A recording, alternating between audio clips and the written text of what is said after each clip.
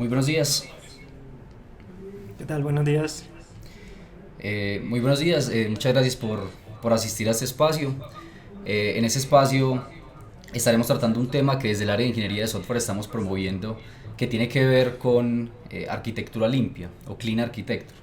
Estamos promoviendo este espacio por los diferentes beneficios que le hemos visto a este tema. El objetivo es que podamos darles diferentes aspectos relacionados a este tipo de arquitectura que ustedes no conozcan y que pregunten todo lo que tengan dudas al respecto. En este espacio está Andrés Mauricio Gómez y estoy yo, Daniel Steven Rico, ambos del área de ingeniería de software, y creo que podemos iniciar. Listo, antes de empezar a hablar, digamos, de manera específica acerca de arquitectura limpia, creemos que es importante tocar algunos temas acerca de las problemáticas que se dan alrededor del desarrollo de software y que hacen importante temas como arquitectura limpia. El primer tema al que queremos hablar tiene que ver con la productividad. Y es que creo que muchas de las personas que están en estos momentos conectadas en este espacio han tenido la oportunidad de participar en proyectos de desarrollo de software.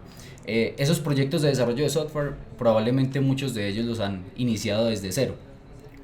Como seguramente lo tendrán muy claro, iniciar un proyecto desde cero tiene unos beneficios importantes y es agregar nuevas características a ese software que se está creando desde el momento cero. Es mucho más sencillo y digamos que se pueden dar una respuesta mucho más rápida a los requerimientos que el negocio tenga, debido a que no existe un código fuente complejo por entender antes de agregar algún tipo de característica. Entonces eso hace que la idea de productividad sea bastante alta, sea una productividad que muestre resultados, digamos, en un tiempo corto. Pero seguramente también han tenido la experiencia de participar en proyectos que llevan alrededor de 2 o 3 años, sea que ustedes mismos los hayan estado desarrollando o sea que hayan entrado en un proyecto que ya llevaba un tiempo de desarrollo.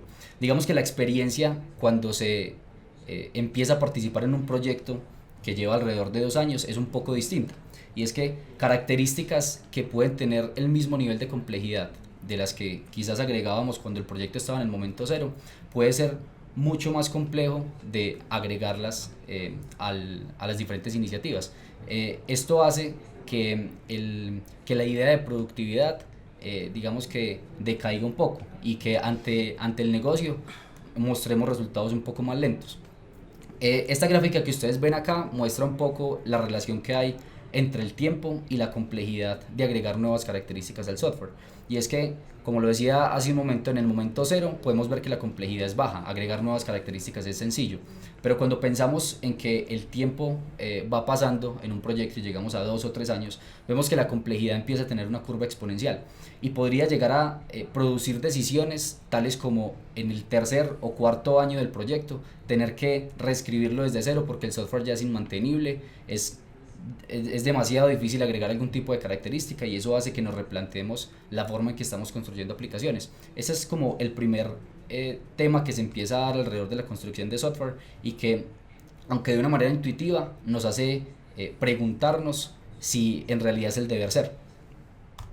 Ahora, otro tema con el que seguramente se habrán encontrado en algún momento es que la tecnología con la que se está desarrollando el proyecto en el momento cero, aunque es la mejor opción en ese momento, probablemente dentro de 3 años ya no lo sea. Probablemente en 3 años la decisión de elegir algún tipo de framework, algún tipo de librería o base de datos, requiera un cambio, porque para esa época, para el momento de un tercer o cuarto año, existe una mejor tecnología que resuelva las necesidades de ese momento. Podríamos hablar de la evolución de frameworks o de la misma evolución de protocolos de mensajería. Entonces, esos dos aspectos creo que es importante tenerlos en cuenta y si nos vamos un poco a la literatura, nos vamos a dar cuenta que estos dos tipos de problemas han sido estudiados y de hecho ya clasificados. La complejidad en el desarrollo ha sido clasificada en dos categorías muy marcadas. Esas categorías marcadas son... La primera tiene que ver con la complejidad esencial, que es básicamente la complejidad que está alrededor del dominio que estamos intentando resolver, la complejidad del mismo, del problema en esencia que estamos intentando resolver, ¿sí? La complejidad esencial es una complejidad que no puede ser reducida porque, como lo estoy diciendo, está inmersa en la misma complejidad del dominio en que estamos abordando algún tipo de problema. Ahora, si nos vamos a la otra categoría tiene que ver con la complejidad accidental. Y la complejidad accidental es la complejidad que tiene que ver con los detalles tecnológicos. Esa complejidad es la que se da en el proceso de desarrollo del software. Desde el momento cero en que se crea el proyecto, a medida que va pasando el tiempo y se va creando más código fuente, ese tipo de complejidad se conoce como complejidad accidental. Es la complejidad que se agrega a la esencia del dominio que se está resolviendo, pero relacionada a temas tecnológicos, al tipo de base de datos que estoy usando y a la complejidad que me implique utilizarla, al framework o lenguaje que estoy utilizando y qué tan complejo es escribir algún tipo de característica en ese tipo de herramienta que elegí, el mismo protocolo de mensajería, todos esos detalles un poco más técnicos, un poco más a bajo nivel, corresponden a lo que se conoce como complejidad accidental. Entonces, inicialmente es importante tener una diferencia clara entre estos dos conceptos. Bueno. Ahora Andrés nos va a comentar un poco sobre lo que se conoce comúnmente como arquitectura de software para alinearnos un poco hacia dónde vamos. Durante la charla vamos a presentar un conjunto de arquitecturas que han sido una evolución hasta lo que conocemos actualmente como Clean Architecture. Sin embargo, antes de hablar de Clean Architecture tenemos que preguntarnos ¿qué es la arquitectura de software? Según Robert C. Martin, es la forma y disposición de los componentes que conforman un sistema, componentes que deben intercomunicarse entre sí. Todo esto con el objetivo de facilitar el desarrollo, el mantenimiento y la operación del sistema. Resalto acá un poco el mantenimiento, puesto que, como lo comenta ahorita Daniel, con el tiempo se hace más complejo añadir capacidades al sistema. ¿Qué debería buscar una arquitectura de software? Primero, debería expresar un propósito. ¿Qué quiero decir con esto? Que cuando nosotros veamos la estructura del software, no estoy hablando de hablar del código, pero sí de la estructura, debemos identificar un propósito o intención. Nos debe decir, por ejemplo, cómo podemos ingresar al sistema, cuáles son las salidas del sistema o con quién se comunica. Nos debe decir también qué hace. Básicamente nos debe mostrar o expresar el propósito por el cual fue desarrollado ese sistema. Otro objetivo es la flexibilidad para cambiar una decisión. Ahorita Daniel nos comentaba, existen tecnologías que en su momento fueron la mejor forma de construir el software. Sin embargo, con el tiempo fueron obsoletas y es cuando el dominio toma la decisión de cambiar esas tecnologías. La arquitectura debería facilitar cambiar esos detalles tecnológicos que cambian con el tiempo. Y finalmente, una arquitectura nos debería permitir retrasar la toma de decisiones hasta el momento adecuado. ¿Qué quiero decir con esto? Que cuando inicia un desarrollo de software no siempre se tiene claro qué sistema de base de datos, por ejemplo, debemos utilizar. Una arquitectura de software nos debería a nosotros permitir iniciar la construcción del desarrollo de software aún sin tener en cuenta esos pequeños detalles tecnológicos que no impactan a las decisiones y reglas del negocio. Ahorita, ¿cómo nosotros podríamos separar esa complejidad esencial de la complejidad accidental? Con el tiempo han surgido arquitecturas centradas en el dominio. ¿Qué significa una arquitectura centrada en el dominio?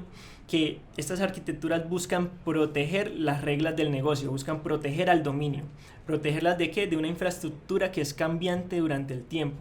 Si por ejemplo, si tenemos una regla del negocio, por ejemplo un software, que nos indica que debemos aplicar cierto porcentaje de descuento a una compra, al dominio, al sistema, no le debería impactar si la información se obtiene desde un archivo, desde una base de datos relacional o no relacional. Y esto es lo que buscan precisamente estas arquitecturas, proteger lo esencial o fundamental del sistema, que son las reglas del negocio, de una infraestructura, tecnología cambiante. Ahora, si nos vamos un poco a la historia, nos vamos a dar cuenta que hablar de arquitecturas que están centradas en el dominio no es un concepto nuevo. En realidad, desde hace muchos años se viene hablando de este concepto que, como lo comentaba Andrés, se enfoca en, digamos, cuidar lo más importante que debería tener una aplicación, y es su core de dominio, y aislar un poco los diferentes aspectos relacionados a detalles tecnológicos. En el 2005 se empieza a hablar acerca de la arquitectura hexagonal o de lo que se conoce como puertos y adaptadores. Este personaje de apellido Cockburn empieza a hablar de este tema y su objetivo principal es cuidar unos principios, y esos principios tienen que ver con garantizar una adecuada separación entre capas de aplicación, entre capas de dominio y entre capas de infraestructura. Entonces, al buscar enfocarse en el cuidado de estos principios, está siguiendo la línea del enfoque de arquitecturas centradas en el dominio. Este personaje buscó un planteamiento relacionado con tres capas inicialmente, y es tener en el centro o en el core de la aplicación que se está intentando desarrollar el dominio, es decir, todas las reglas de negocio, toda la lógica asociada al core de dominio que estoy intentando o que estoy buscando resolver. Adicionalmente, o como capas un poco más exteriores, nos podemos encontrar las capas de infraestructura, en donde hay una dependencia concreta de qué base de datos voy a utilizar, de qué sistemas de archivos, de qué servicios externos, qué protocolos. Es un detalle a nivel técnico por fuera de los conceptos relacionados a las reglas de negocio. Y a la izquierda podemos encontrar lo que él en ese momento llamó capa de aplicación, y es básicamente la entrada a la capa de dominio, es decir, el punto de entrada que se expone puede ser a un usuario final, puede ser a otra aplicación, como punto de entrada para los diferentes servicios o diferentes lógicas o reglas de negocio que están dentro de la capa core o capa de dominio. Ahora, un ejemplo. Si pensáramos en una aplicación que tiene el objetivo de buscar poemas en un sistema externo, ese sistema externo podríamos pensar que es una base de datos o algún tipo de archivo. Al cambiar la fuente de la que se está sacando esa información, las diferentes reglas de negocios asociadas a esta búsqueda no deberían tener algún tipo de cambio, sino que si estoy buscando en una base de datos o simplemente en un archivo plano, son detalles que deberían ser complementarios y de los que el dominio, la lógica de dominio no debería depender. Ahora, ¿cómo podemos lograr algo como esto? En las mismas capas, pensando en las mismas capas planteadas por este personaje, hablando de aplicación y hablando de dominio y hablando de infraestructura, la forma en que podemos lograr estos detalles no acoplados al dominio es a través de abstracciones. Como lo pueden ver acá, en el medio hay un lector de poemas, y ese lector de poemas no tiene una dependencia directa con las capas o con los detalles de infraestructura, sino que lo hace a través de una abstracción o una interfaz en este caso. Y desde lo que él planteaba, el punto de entrada también tenía una abstracción, y es la aplicación, y la forma en que se está comunicando al dominio tampoco debería estar acoplada. Entonces es por esa razón que él busca tener una abstracción en ambos puntos. Digamos que desde los principios que se plantearon en la arquitectura hexagonal, hay un tema que es importante resaltar y tiene que ver con la orientación que tienen las dependencias. Entonces miren que siempre las dependencias, desde lo que él planteaba, iban desde una capa de aplicación hacia el dominio y desde la infraestructura hacia el dominio, no una relación al contrario, es decir, nunca hay dependencia de las capas de dominio hacia las capas de infraestructura o hacia las capas de aplicación, permitiendo de esta forma abstraer lo que el dominio intenta resolver a nivel de capacidades y no a nivel de detalles tecnológicos. Ahora, esta diapositiva muestra un poco la dirección de la que les estaba hablando, hace énfasis en esa relación, y es, en este caso, la aplicación, y podríamos pensar en algún tipo de adaptador de consola o algún tipo de servicio que se está exponiendo a un usuario final. La forma en que él se relaciona o que este adaptador se relaciona con el dominio es a través de una abstracción, y la forma en que la infraestructura se está relacionando con obtener poemas, es decir, dándole una implementación concreta a obtener poemas, es también a través de un adaptador que implementa esta abstracción. Como les decía, todos dependen del dominio y el dominio no depende de nadie, ¿sí? Eso permite cosas como que si yo quiero tener algún tipo de cambio en detalles tecnológicos asociados a la infraestructura o asociados a los adaptadores de entrada hacia mi dominio, no tenga ningún inconveniente al cambiarlos. Mis reglas de negocio van a permanecer de la misma forma. La arquitectura hexagonal usa una metáfora asociada a puertos y adaptadores, y esto tiene un sentido, y de hecho un sentido que se va como al mundo un poco más análogo, ¿sí? y es la forma en que busca representar interacciones desde adentro hacia, digamos que entre componentes internos y externos. La metáfora que utiliza es a nivel de lo que estaba comentando, puertos para exponer esa abstracción a la que un adaptador puede llegar a conectarse. En este caso, los puertos son definiciones que se dan en las capas de dominio y los adaptadores son implementaciones concretas de esas abstracciones a nivel de capas de infraestructura o a nivel de capas de aplicación. Si pensamos en una arquitectura hexagonal, una arquitectura hexagonal debería verse de esta forma, ¿sí? En el medio, tener la lógica de negocio y los diferentes puertos como puntos de salida de esta capa de dominio. Y esta capa de dominio, a nivel, digamos que en sus alrededores, tiene diferentes componentes con adaptaciones concretas a esos puertos. Ahora, si nos fuéramos al mundo análogo, podríamos pensar que la capa de dominio está representada por este elemento negro que ustedes ven ahí. Ese elemento tiene diferentes puertos USB, ¿sí? Es decir, él expone diferentes interfaces para que puedan conectarse a lo que este dispositivo ofrece.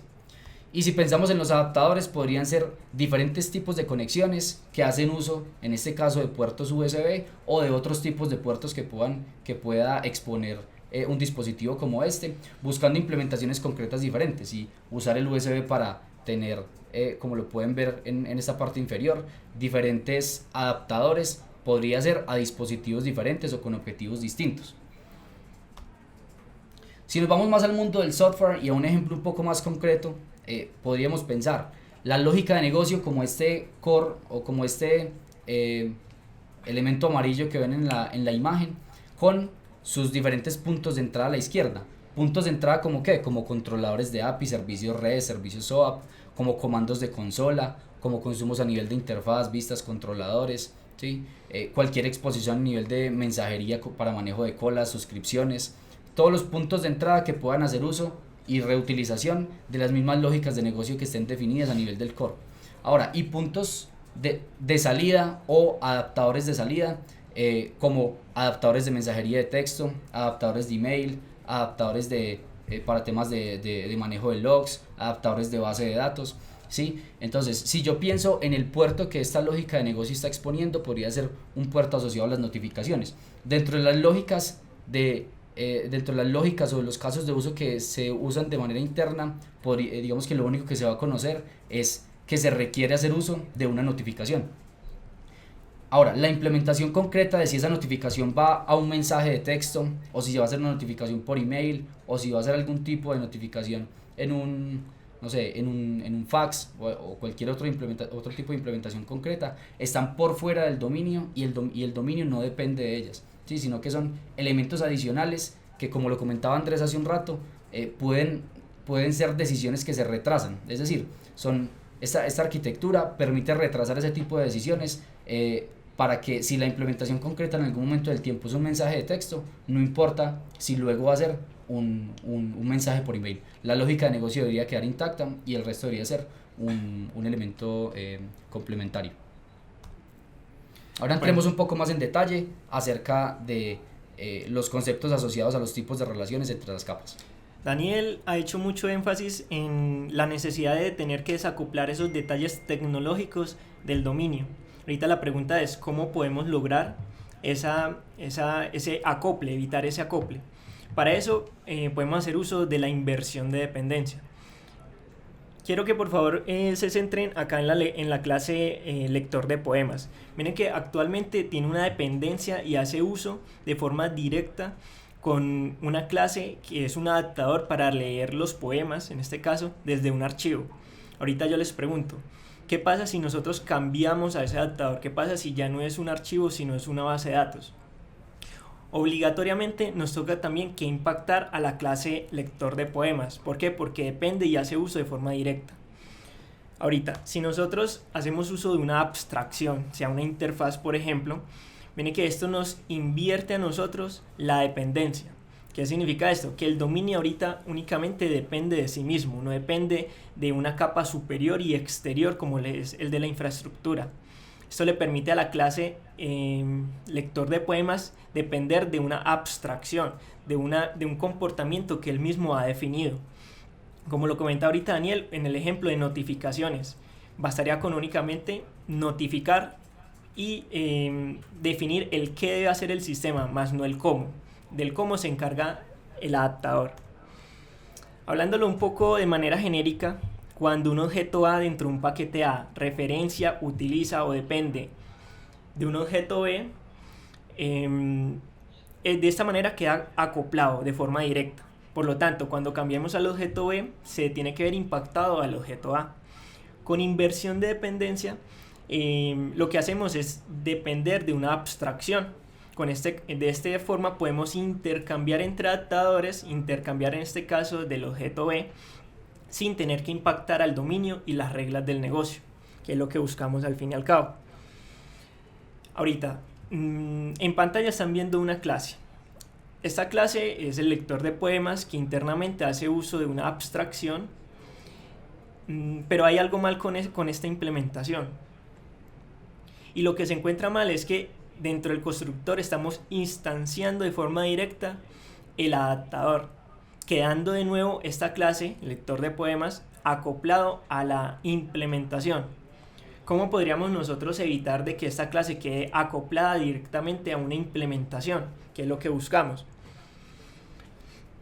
Para eso podemos hacer uso de la inyección de dependencia. La inversión e inyección no son lo mismo, pero la inyección es requerida para obtener la inversión de dependencia. Mire que respecto a la clase que teníamos anteriormente, en este caso ya estamos haciendo uso de una inyección a través de constructor. También tenemos inyección a través de setter y inyección a través de campos.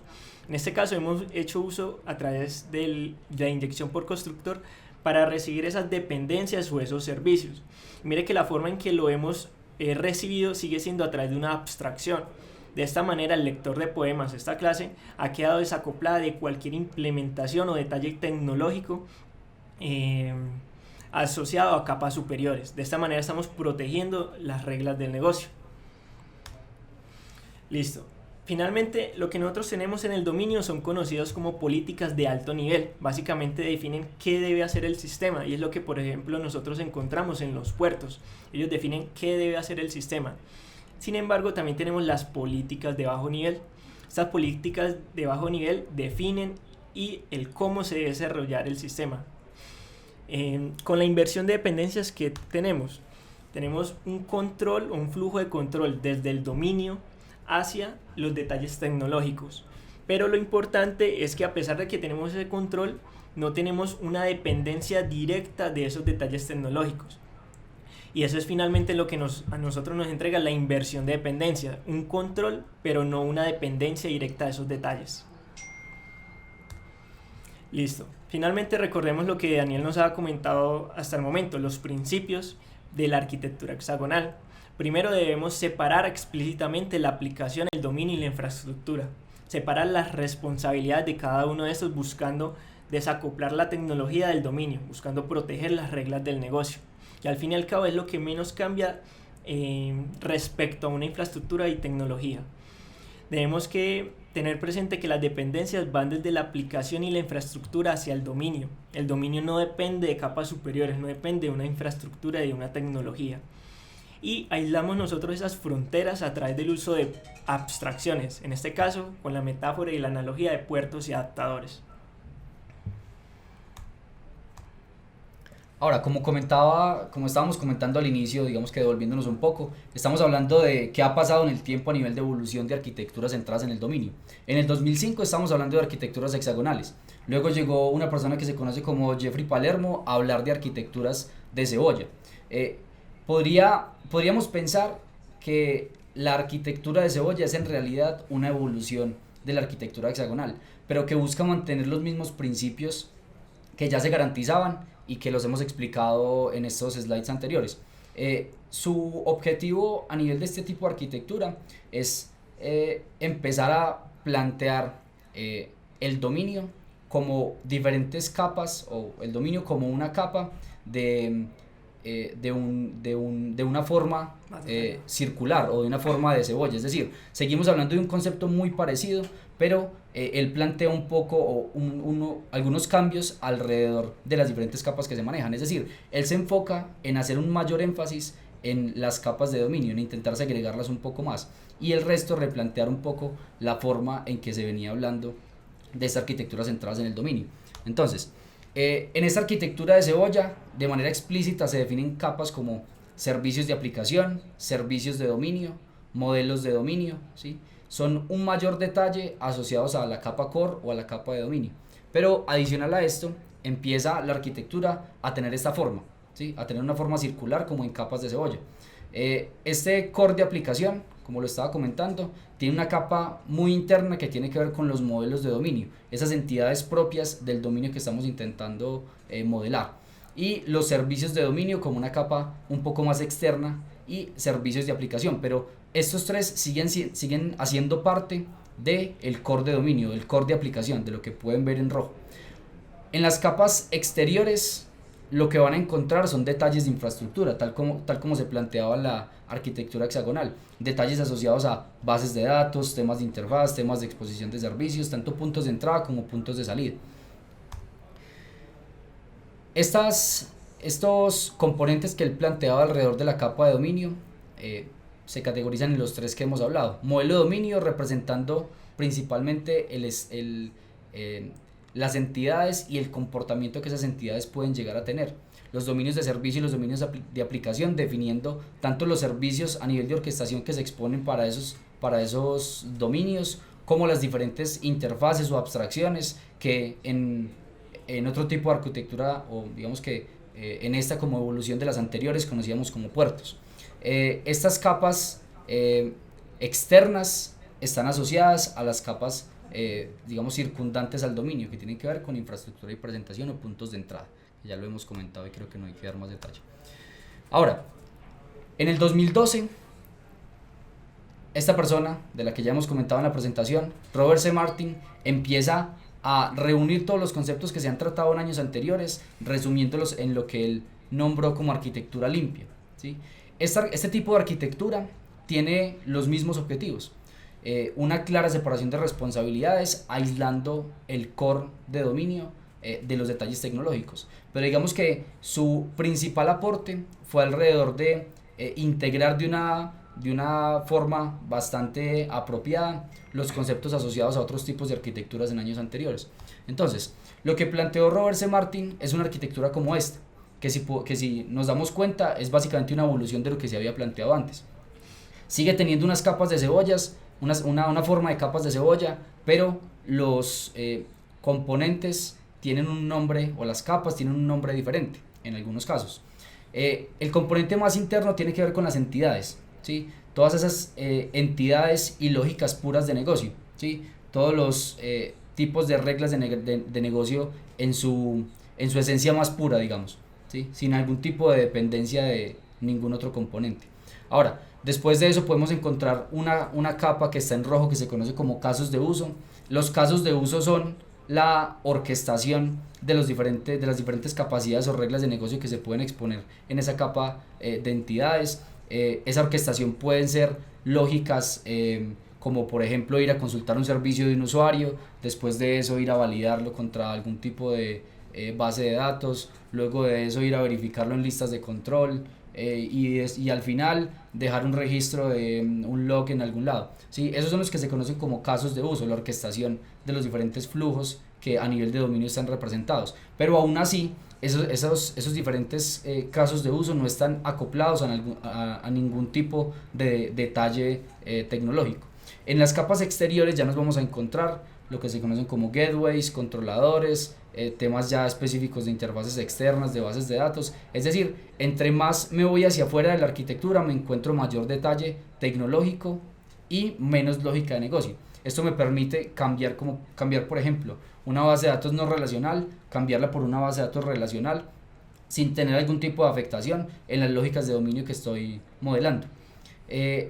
Una cosa fundamental en la que Robert C. Martin hizo énfasis en este tipo de arquitectura es en las dependencias que se dan entre capas o entre componentes. Si ustedes ven más o menos al centro y hacia la izquierda de esta imagen hay unas flechas que indican una dirección. Esto hace énfasis en que las entidades, los casos de uso jamás dependen de capas externas, ¿sí? Sino que el flujo de las dependencias va desde afuera hacia adentro, ¿sí? Logrando, como lo estaba explicando Andrés, una inversión de dependencias haciendo uso de la inyección, ¿sí? Esos son como los principales conceptos asociados a la arquitectura que, como les decía, resumen los diferentes aspectos que se han tratado en años anteriores, pero los condensa de una manera bastante importante, haciendo énfasis en temas que estaban un poco en el aire.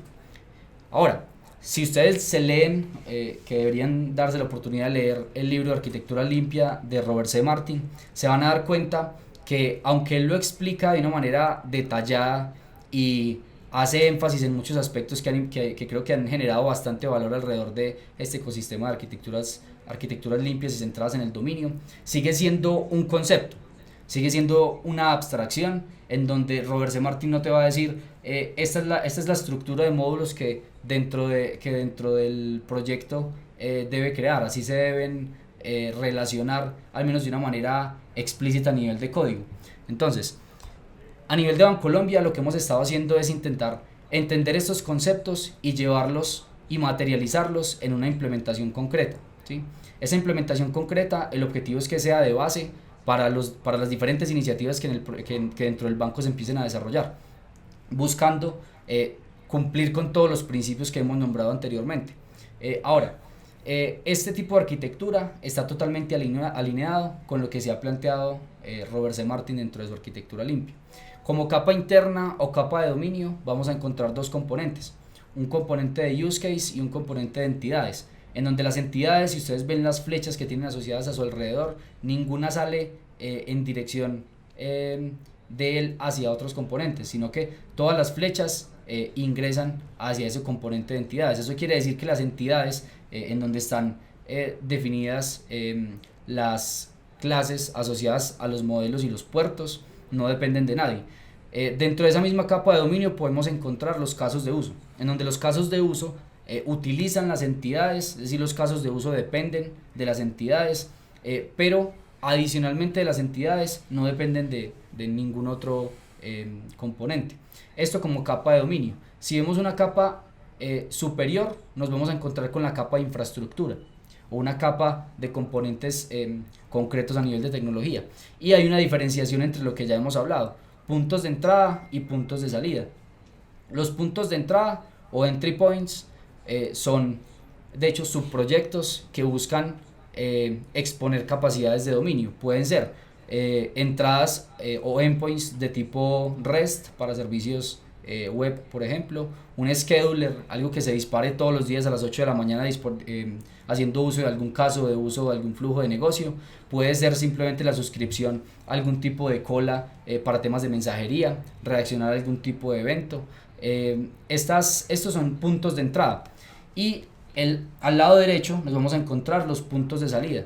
Esos puntos de salida pueden ser temas como, ahora sí, la base de datos que voy a utilizar, cuáles son base de datos o cualquier otro tipo de repositorio, cuál es el proveedor de identidades que quiero usar dentro de mi aplicación, cuál es el adaptadores o temas asociados a sistemas externos. En esta capa sí puedo entrar ya en más detalle. Ahora, ¿qué me permite esto? Me permite, como podrán empezar a verlo representado, tener una serie de fichas de Lego que yo tendría la capacidad de armar, ¿sí? Es decir, yo podría, después de tener toda la implementación y estos componentes separados en la forma en que lo estamos proponiendo, podríamos tener o armar alguna unidad desplegable en donde el punto de entrada sea un servicio REST, consumiendo el dominio y con una salida a una base de datos relacional. Pero el mismo código, digamos que ensamblándolo de una forma diferente, nos podría responder a temas distintos, como por ejemplo generar otra unidad desplegable en donde estemos escuchando suscripciones de mensajería y esas suscripciones de mensajería disparen casos de uso que terminen persistiendo en archivos planos o en algún tipo de log. ¿Sí? Entonces tengo una serie de fichas disponibles que podría armar o enlazar dependiendo de las necesidades o de las diferentes necesidades que se puedan dar en el tiempo. Y si nos vamos a una capa exterior, nos vamos a encontrar una capa de configuración o una capa de boteo principal. En esta capa es donde vamos a definir diferentes elementos relacionados a Por ejemplo, tener la capa de boteo de la aplicación, tener la capa de inicialización de los casos de uso a nivel de bins para que puedan ser inyectados más en capas inferiores. Todo lo que tenga que ver con la configuración asociada puedo tenerlo en esta capa, ¿sí? Es decir, y esta es, digamos, la capa que se encarga de ensamblar todos los componentes que fueron definidos dentro de estos implementaciones concretas. Ahora, esa implementación concreta la tenemos ya materializada en un repositorio dentro de Visual Studio Code. Esa implementación concreta, que ya la vamos a ver un poco más en detalle a nivel del código, la pueden encontrar, ya está publicada tanto en su versión imperativa como unos acercamientos en su versión reactiva. Ya vamos a hablar un poco de cómo estamos proponiendo facilitar esta implementación a nivel de una propuesta open source que estamos teniendo. Listo. Entonces, ¿qué nosotros nos vamos a encontrar en este proyecto encontrado en VSTS, en Azure DevOps? Primero que todo, tenemos que saber que es un proyecto multimódulo Gradle. ¿Qué significa esto? Que internamente van a encontrar que el dominio, el modelo, los use cases, la infraestructura son proyectos Gradle. Que vamos a encontrar también que existe una separación de responsabilidades como lo han planteado las arquitecturas anteriores. Separación entre el dominio, la infraestructura y la aplicación. Como lo comentaba ahorita Daniel, desde el área de ingeniería de software y como Grupo Bancolombia estamos exponiendo esta iniciativa open source que se llama Scaffolding de Clean Architecture, que es un plugin que nos va a permitir y facilitar crear proyectos en Java con una estructura base de Clean Architecture. Invitamos también a todos los desarrolladores para que envíen y propongan y resuelvan cualquier inquietud respecto al plugin y aporten nuevas características. Perdón, Andrés, ¿puede irse al plugin? La idea también es que, como les estaba comentando Andrés, esta es una iniciativa open source que se está creando al interno del banco, pero que la idea es que pueda ser utilizada tanto en proyectos internos como en proyectos externos. Lo primero que necesitamos para poder darle fuerza a este plugin es que nos ayuden dándole estrellas acá al repositorio, porque eso hace que cada vez lo podamos poner más visible y que nos permita como darle fuerza a esta iniciativa, que creo que puede tener un impacto importante en la forma en que se están desarrollando aplicaciones no solo a nivel del banco, sino también de manera externa. Entonces los invitamos a que nos apoyen con este tema y que puedan ver los issues que están reportados actualmente para que puedan trabajar en ellos y convertirse en contribuidores de esta iniciativa. Listo, como lo comenté anteriormente, este plugin nos permite o nos facilita la creación de proyectos Java con una estructura base Clean Architecture. ¿Qué debemos nosotros tener para poder generar nuestro proyecto con Clean Architecture?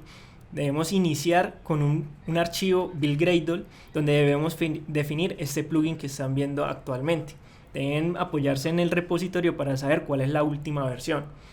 Una vez nosotros hemos creado el archivo build Gradle, posteriormente con Gradle tenemos disponible una tarea que se llama Clean Architecture, el cual recibe algunos parámetros que nos permiten a nosotros crear un proyecto con esta estructura. Esos parámetros son, por ejemplo, el paquete, el nombre de paquete que queremos utilizar, el tipo, si es hiperactivo o es un software reactivo, y el nombre del proyecto. Este plugin lo que nos va a hacer es entregar esta estructura base que están viendo en pantalla, donde están igualmente la separación de responsabilidades y todo el conjunto de archivos Gradle y multimódulos Gradle que son necesarios. Vale, ahorita vamos a entrar un poquito en detalle de cada una de las capas. La capa más interna es la capa del dominio. Internamente disponemos de los módulos de use case y los módulos de entities. Resalto de la imagen de la izquierda y miren que cada uno, tanto el modelo como los use case, tiene su propio build Gradle. Ahorita, al nivel de la capa del modelo y de las entidades, se pueden fijar de que el build Gradle no depende de nadie. O sea, aquí estamos evidenciando de que no, el modelo, el dominio no se está viendo contaminado por una tecnología o por detalles tecnológicos. ¿Qué también podemos encontrar? Podemos encontrar ya todos los objetos de valor, todas las entidades del que el dominio desee. En este caso, en el repo pueden encontrar, por ejemplo, una clase movie y pueden encontrar también una movie repository. Aquí ustedes van a ver que estamos usando la palabra gateway, que anteriormente lo hemos conocido también como puertos. Entonces así, por ejemplo, Movie Repository define únicamente las capacidades y el comportamiento que deben tener aquellos adaptadores que deseen materializar la implementación de lo que es Movie Repository. En este caso, pues estamos viendo únicamente capacidades, por ejemplo, para almacenar información y para encontrar basado en ciertos criterios, como puede ser el ID o la categoría de una película. Miren que hasta este momento únicamente hemos hablado de abstracciones, no estamos hablando del cómo, que eso es tarea de los adaptadores. Una recomendación, a este nivel no usar nombres técnicos. Evidentemente estamos del lado del dominio, estamos del lado del modelo, donde no existe ninguna contaminación por la tecnología o detalles tecnológicos. Así, por ejemplo, si necesitamos hacer una notificación, lo ideal no es hacer uso de un nombre, por ejemplo, como Apache SMS Sender, sino más bien un nombre un poco más genérico que es Notification Sender. De esta manera, a pesar de que hagamos uso de abstracciones, a nivel de nombre no quedaría atado a cierta tecnología e implementación. De aquí a mañana podemos cambiar SMS por un email. El plugin que hemos comentado anteriormente también nos permite la capacidad para generar modelos con el comando que están viendo en pantalla. Esto que nos realiza, nos crea tanto una clase relacionada al modelo y nos crea el respectivo adaptador, el respectivo gateway. Dentro de la capa del dominio, nosotros también tenemos el proyecto del multimódulo Use Case. Se puede ver en pantalla que Use Case tiene una dependencia de manera directa con el modelo y es la única dependencia que él tiene. ¿Qué esperamos nosotros encontrar a este nivel, a esta capa? Deberíamos encontrar una orquestación y la definición de las reglas del negocio, todo relacionado con el dominio. Debemos encontrar también, por ejemplo, que no está acoplado a ninguna tecnología y que por el contrario hace uso de los gateways definidos en el modelo. De ahí que viene la dependencia de los use case con el modelo. Van a ver que el proyecto hace uso mucho del Lombok. En este caso, a través del Lombok podemos hacer la inyección a través de constructor. De nuevo, el plugin de Gradle a nosotros nos ofrece la capacidad para crear use case con el comando que están viendo en pantalla. Únicamente debemos proporcionar el nombre que queremos darle al use case. Esto de manera automática nos ubica el use case en su respectivo módulo.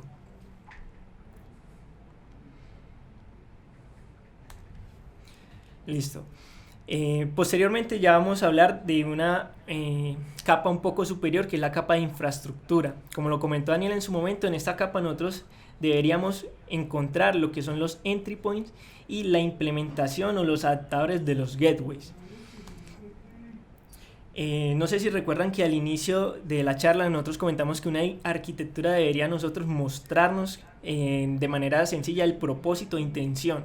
Esta es una forma en la cual nosotros podemos mostrar el propósito e intención, porque de forma explícita nos está mostrando cuáles son las entradas al sistema, las salidas del sistema y mediante los use case lo que está haciendo el sistema. Ahorita, ¿cuál es la responsabilidad de un entry point? El entry point, primero que todo, depende únicamente del use case. Bueno, únicamente no. Recordemos que a este nivel ya estamos contaminando a nivel de tecnología la capa. Ya estamos hablando de tecnologías como API REST, como SOAP, como colas, como comandos a través de un CLI. La responsabilidad del entry point debe ser transformar los datos de entrada a un formato compatible con el lenguaje del dominio. ¿Qué significa esto? Que como estamos en una capa expuesta a una tecnología, expuesta al exterior, allí se trabajan con modelos, con datos que pueden estar contaminados con la información respecto a la tecnología y que al dominio no le interesa. Por lo tanto, también es tarea del entry point transformar entre esos modelos. Por ejemplo, en el proyecto, en el repositorio, ustedes van a encontrar una clase que se llama Movie Services. Como pueden ver, es una clase REST Controller, por lo tanto está exponiendo capacidades a través de API. Vemos también de que hace uso de los use case. de las capacidades expuestas por el dominio. Y como lo comentaba anteriormente, a este nivel también existen modelos de solicitud, lo que nosotros entendemos como DTO. En anteriores proyectos nos han comentado por qué declaramos modelos tanto a nivel del entry point como en la capa del modelo. Simplemente porque este modelo que ustedes encuentran al nivel del entry point se ve contaminado por la tecnología. Si por ejemplo un dato de entrada, un DTO, una información de entrada de la tecnología API no necesariamente va a corresponder con la firma de un SOAP, por ejemplo, de una cola. Por eso a este nivel el entry point debe encargarse de cambiar o transformar la mensajería desde la tecnología a un lenguaje que entienda el dominio. De nuevo, el plugin nos facilita generar unos entry points. En este caso, él recibe como parámetro unos values.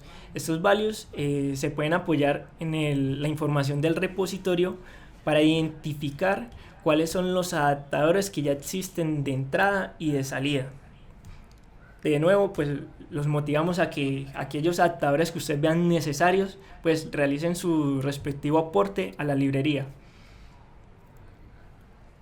La librería por debajo pues realiza otras adaptaciones necesarias para poder que los adaptadores se acoplen al sistema, como lo vemos en pantalla.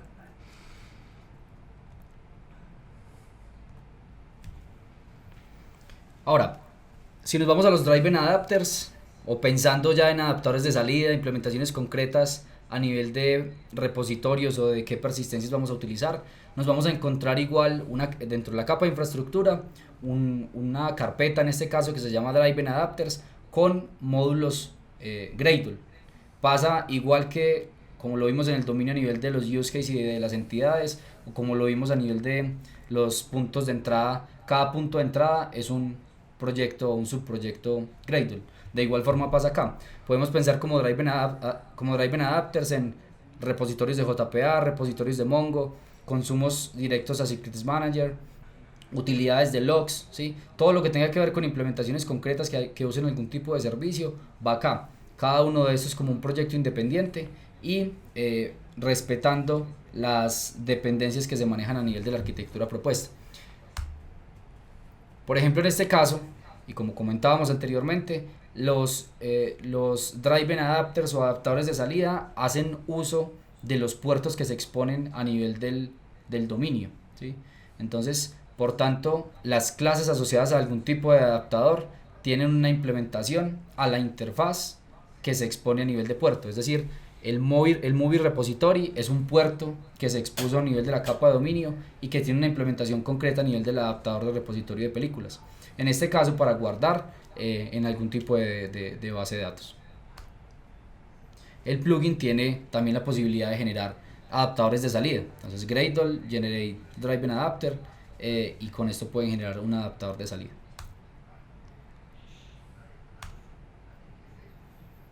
Ahora, en esta capa final